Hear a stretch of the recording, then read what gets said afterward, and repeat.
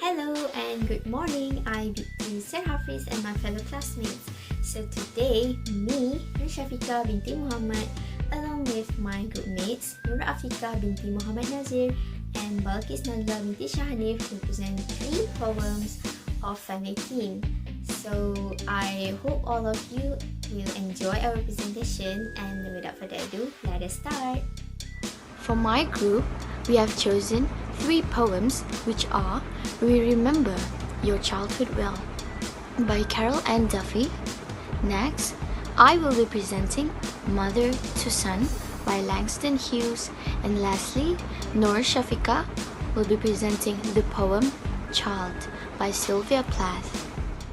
The overview of our presentation is the relationship between the theme of the poem and the background information concerning the poet. So the first poem that we're going to analyze is We Remember Your Childhood Well, written by Carol and Duffy. So let's read it. Nobody hurt you. Nobody turned off the light and argued with somebody else all night. The Batman on the Moors was only a movie you saw. Nobody locked the door. Your questions were answered fully. No, that didn't occur. You couldn't sing anyway, careless. The moment's a blur, a film fun laughing itself to death in the coal fire. Anyone's guess. Nobody forced you. You wanted to go that day, begged. You chose the dress. Here are the pictures. Look at you. Look at us all, smiling and waving, younger. The whole thing is inside your head. What you recall are impressions. We have the facts. We call the tune.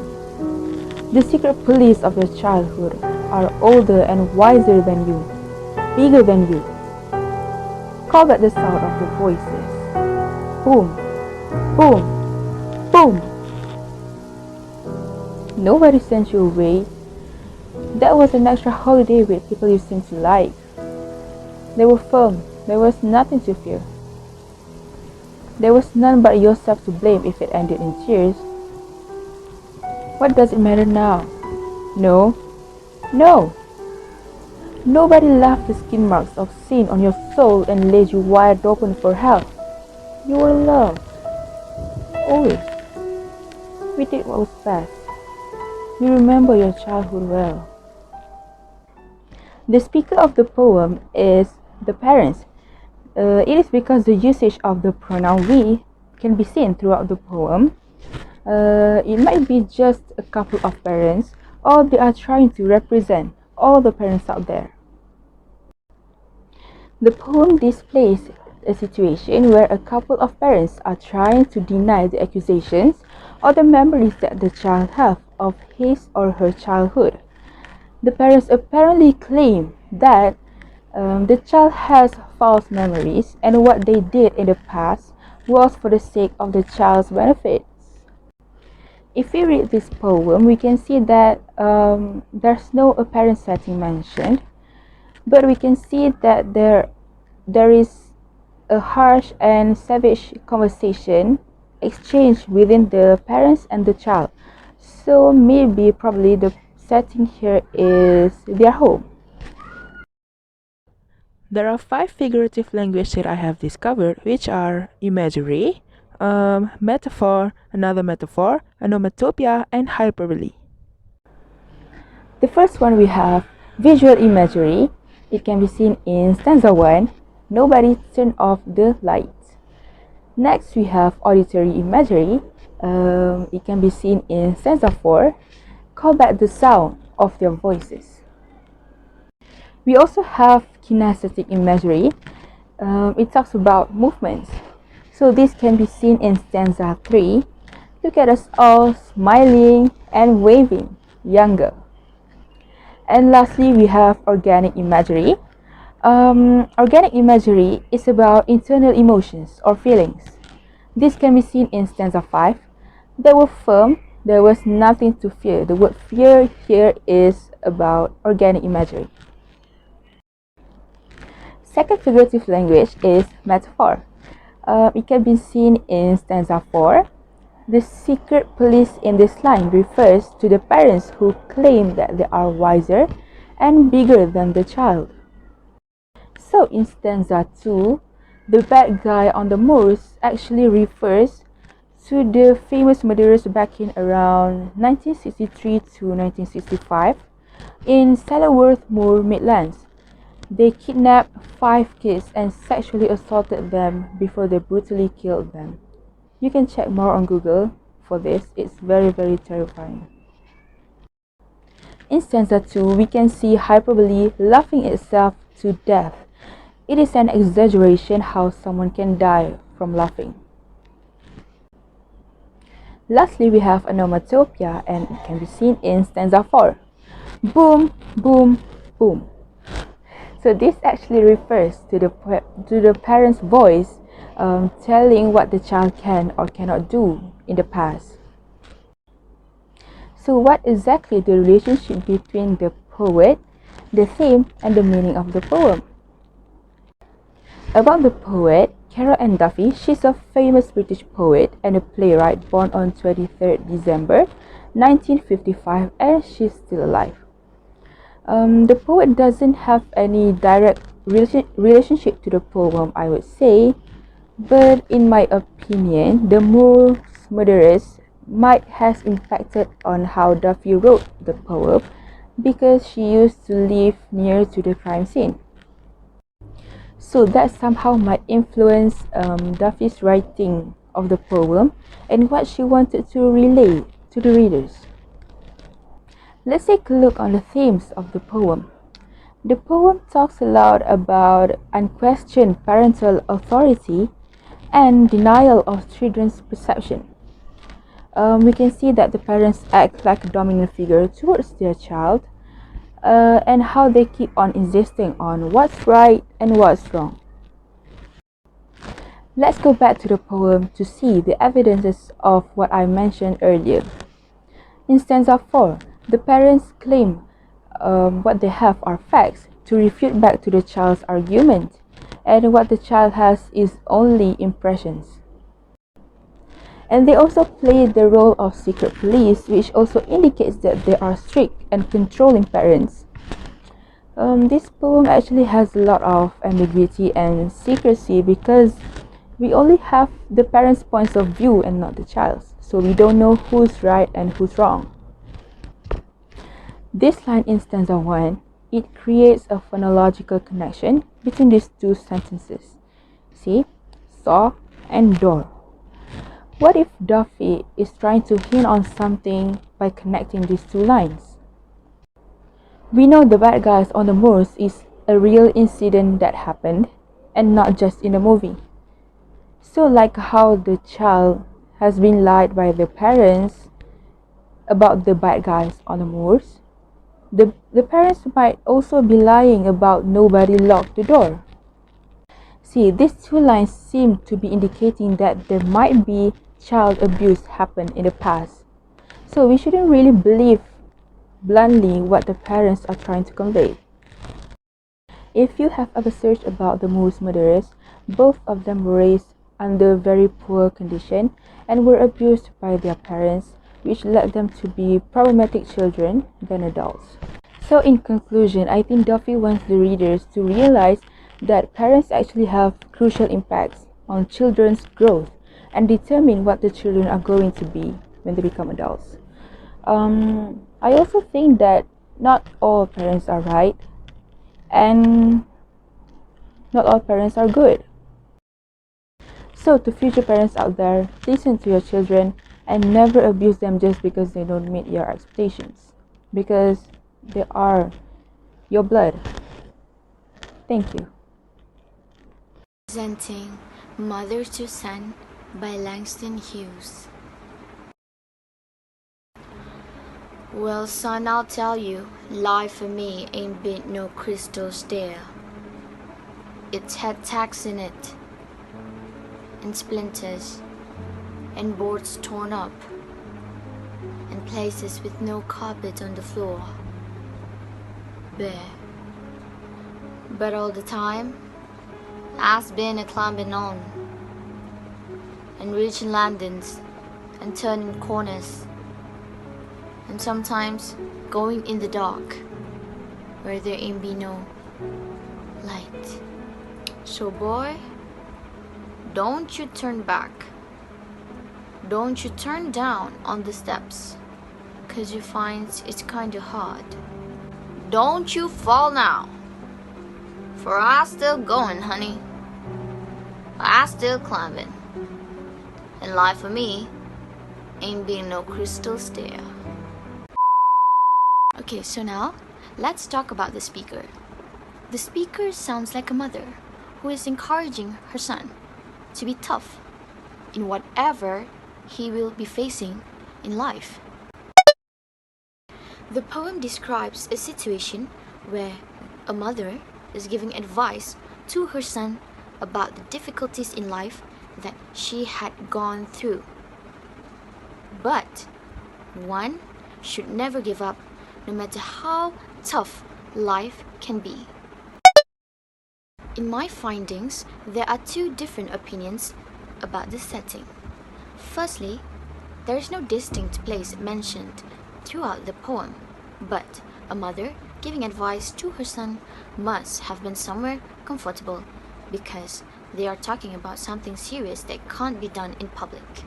For the second opinion, I found out that this poem describes the American society in the early 20th century when the racist law limited the movement of black people, which means at that time, that's why the mother had gone through a really tough life at that time in the United States. Next, let's move on to the figurative language of this poem. Firstly, we have extended metaphor. Metaphor means the comparisons between two things, but if it's an extended metaphor, it means that the metaphor is being used throughout the whole poem. We can see how the mother is comparing her life to a staircase. Life for me ain't been no crystal stair. Remember how that line is repeated 2 times in the poem? It clearly shows that this poem has extended metaphor. Next, we have allegory, the analogy of crystal stairs with one's lifetime span. Okay, imagine a stair. We will be going up until our final destination, right? So it's the same with life. We can never go back. We will always be going up until we found death. The third figurative language is symbol. In line 3, it's had text in it. What first comes to mind when you heard the word text? It must have been a small thing that is like super sharp at the end. Can you imagine if it suddenly pokes into your hand and how deep the wound can be? That's the hidden meaning of text. How the scar is left. Deep wounds. It really hurts, right? In line 4, and splinters. Do you know what splinter is? Splinter is a shallow wound but it's very sensitive and is the center of attraction. Which means, have you ever have a paper cut before? That's how it feels like. It's really shallow, right? It's at the epidermis of your skin, but it is super sensitive. It hurts so much.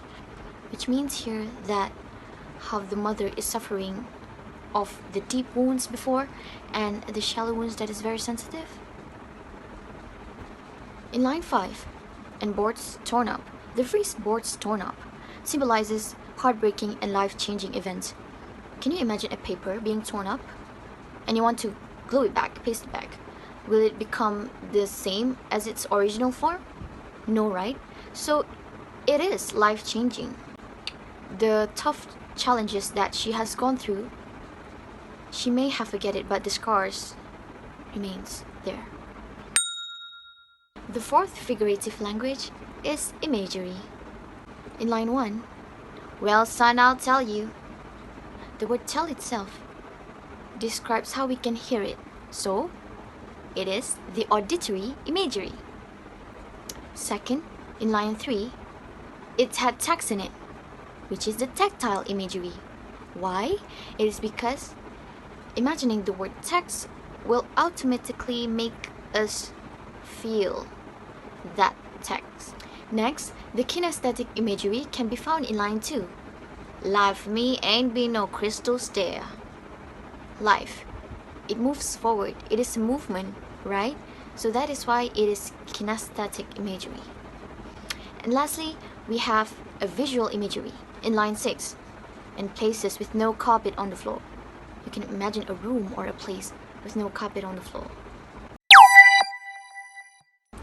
Okay, now it's time for us to relate this poem with one another.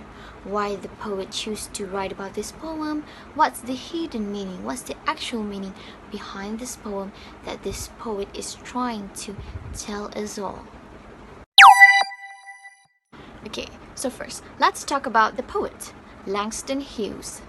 He is an African American, and what makes him remarkable? He is one of the main person in the Harlem Renaissance. The Harlem Renaissance is the most significant art movement in the black literature in the United States. That is how he got his title.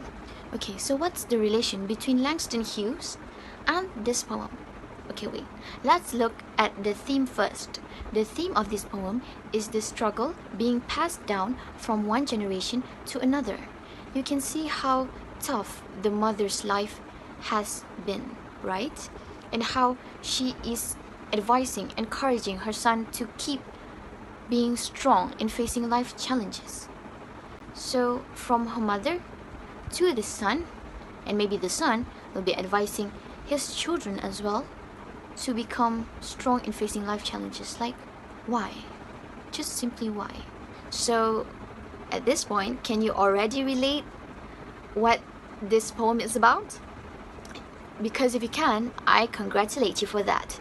But just let me explain what's the hidden meaning behind of this poem.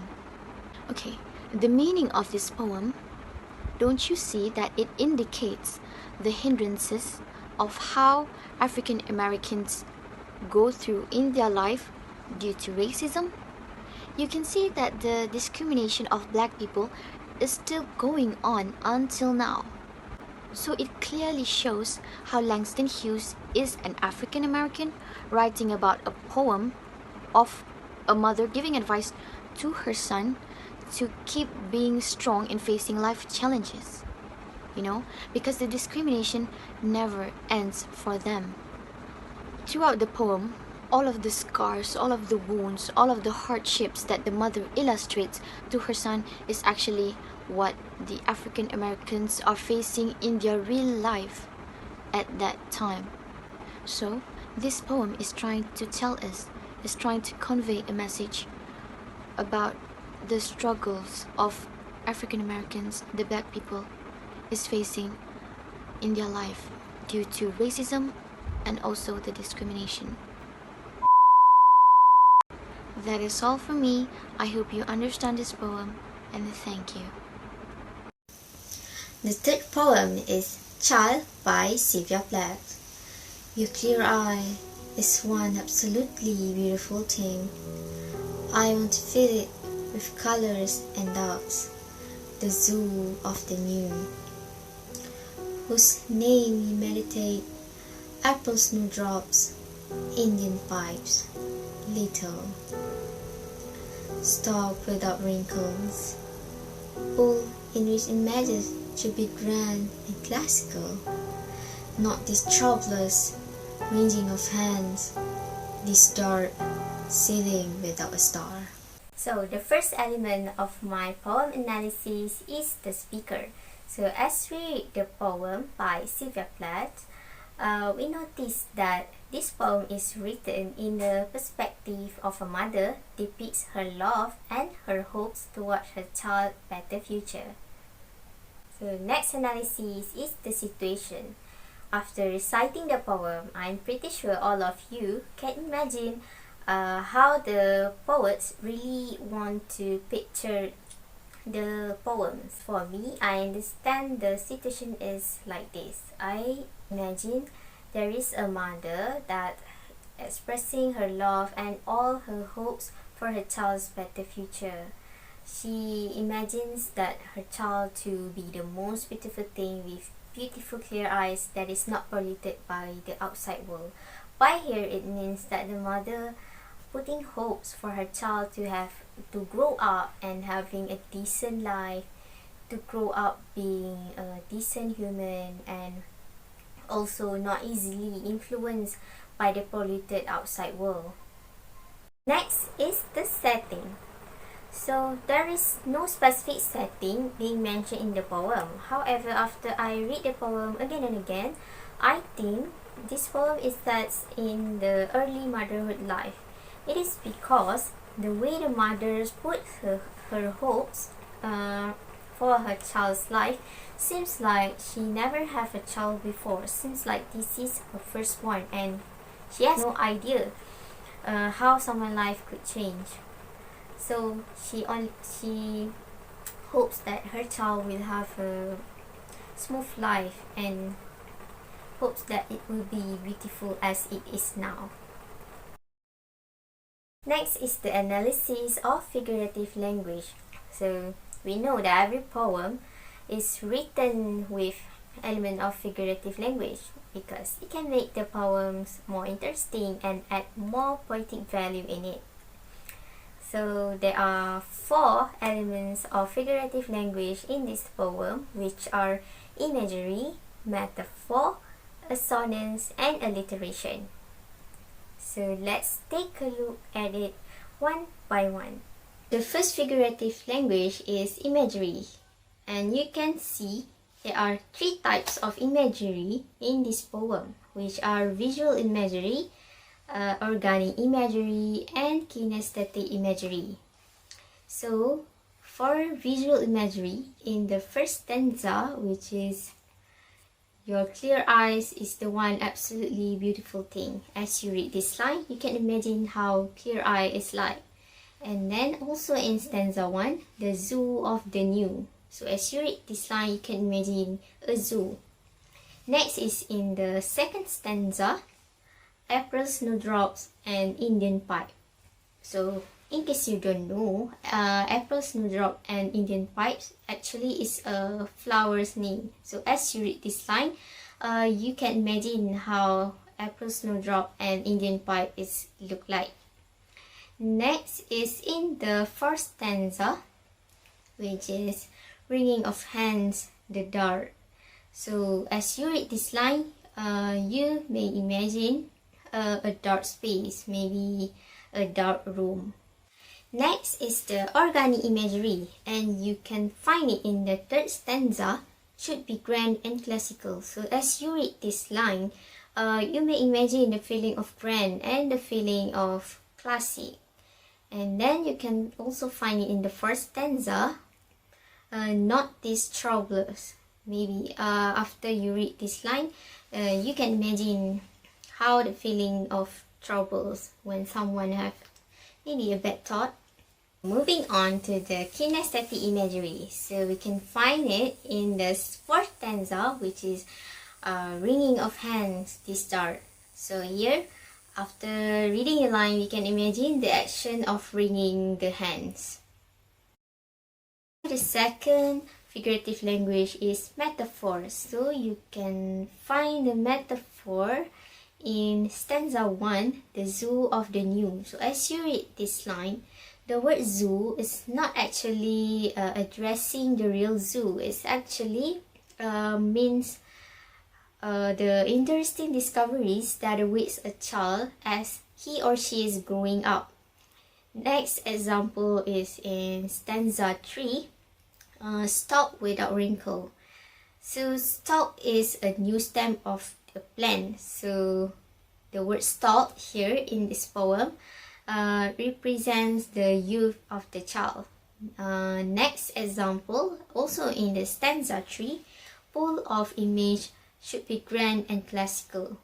The word pool here in this line not representing the real pool. It's actually represent the eye of the child and what it reflects.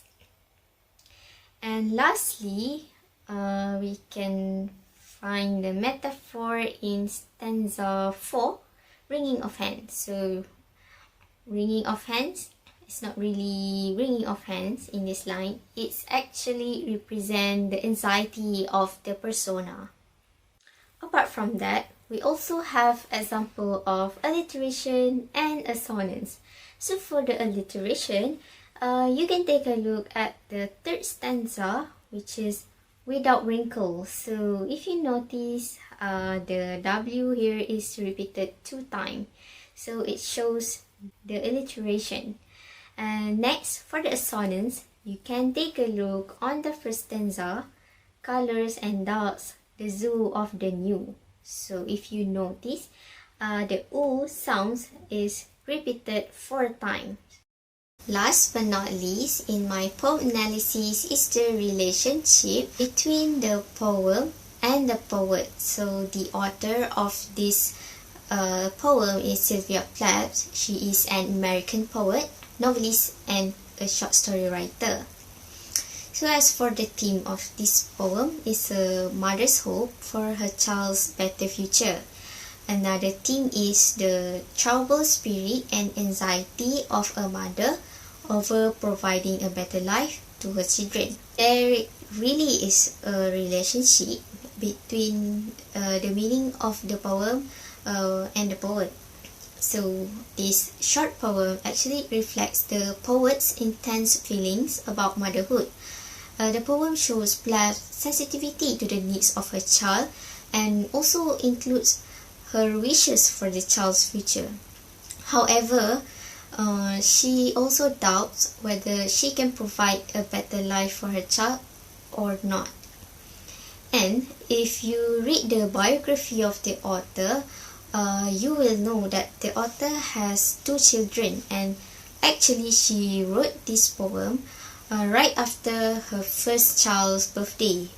And it is said that this poem actually is inspired by her own child, and maybe the author really wrote her own hopes in this poem and really addressing it to her own child. That is all the poem analysis from me. Thank you.